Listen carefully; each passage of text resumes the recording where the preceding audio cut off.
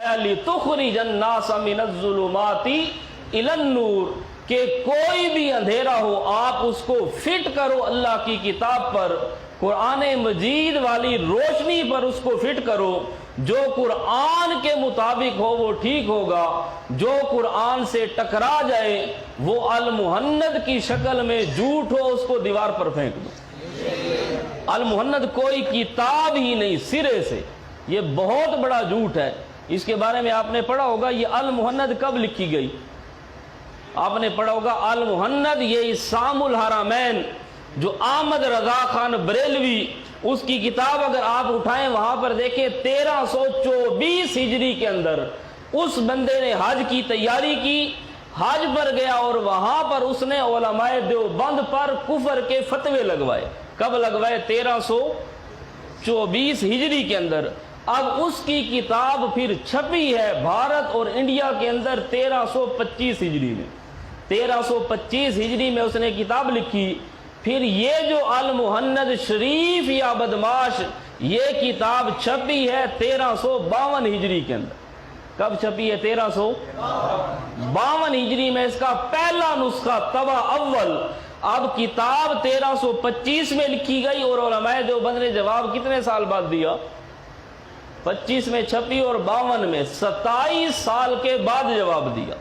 اور پھر احمد رضا خان بریلوی کے خلاف لکھی گئی۔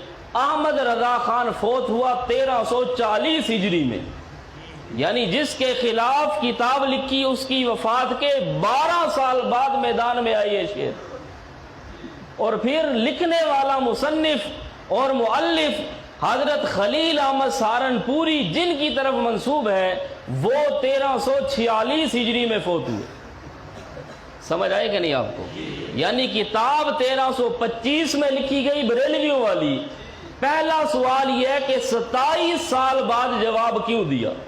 پھر جس کے خلاف کتاب لکھی اس کی وفات کے 12 سال بعد کیوں جواب دیا؟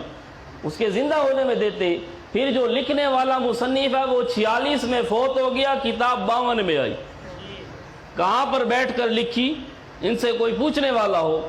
اچھا اس سے بھی مزے کی بات، اب المہند شریف کو آپ کھولیں صفحہ 110 پر جو دستخط موجود ہے علماء حرمین کے، وہاں پر آپ کو مہر ملے گی 1302 ہجری کی، 1303 ہجری کی، 1305 ہجری کی اور 1322 اور 26 ہجری کی۔ بھئی 1302 میں تو احمد رضا خان نے سوچا بھی نہیں ہوگا کوئی کتاب لکھنی ہے۔ یہ 50 سال پہلے تصدیق کس چیز پر کی؟ سوچنے کی بات ہے نا، انہی کی چھپی۔ آپ کوئی بھی المہند اٹھائیں، المہند اٹھا کر ان کو کہیں یار یہ مہر 1302 میں کہاں سے آئی؟ جب کتاب اگلے نے لکھی 1325 میں تو 26 کی مہر ہوتی چلو کام بن جاتا۔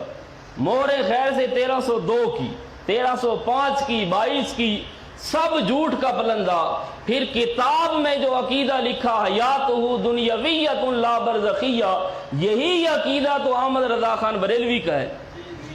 اب کسی کے خلاف بندہ تقریر کرے اور بات وہی کہہ دے جو اگلا مطالبہ کرتا ہو۔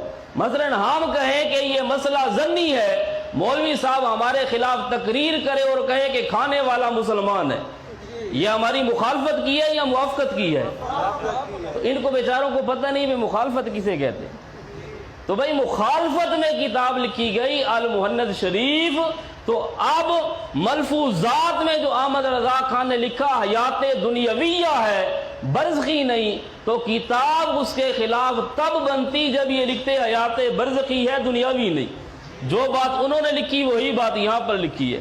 پھر اس کے اندر علماء حرمین ان پر جو خارجیوں کے فتوے لگائے اور بہت سی چیزیں، اور یہ ضمیمے کے ساتھ جو المہند چھپی ہے، اس المہند پر موجودہ کسی بھی للڑ کا ایمان نہیں۔ ان کو المہند پر فیصلہ کرو، المہند کو مانتے ہو پوری المہند کو، یہ سب کا سب جھوٹ کا پلندہ ہے۔ تو بہرحال لِتُخْرِجَ النَّاسَ مِنَ الظُّلُمَاتِ إِلَى النُّورِ، ان تمام چیزوں کا علاج النور وہ قرآن مجید ہے۔ اگر قرآن کی طرف آتے تو مسئلہ بالکل حل تھا، مسئلہ بالکل واضح تھا، لیکن مولویوں نے کتابوں کی طرف لگا دیا۔ کسی نے خواب کی طرف، قصوں کی طرف، روایتیں، پمفلٹ اور فلاں چیزیں، ان کی طرف امت کو لگایا اور قرآن سے امت کو ہٹانے کی کوشش کی۔ اللہ رب العزت رحم فرمائے، اللہ رب العزت شفقت فرمائے ہمارے علماء اشاعت پر، ہمارے اکابرین پر، کہ شعبان اور رمضان میں لوگ دورہ منطق پڑھتے تھے، دورہ فلسفہ پڑھتے تھے، دورے صرف ناو ہوتے تھے، لیکن اللہ رب العزت راضی ہوں حضرت مولانا حسین علی الوانی پر۔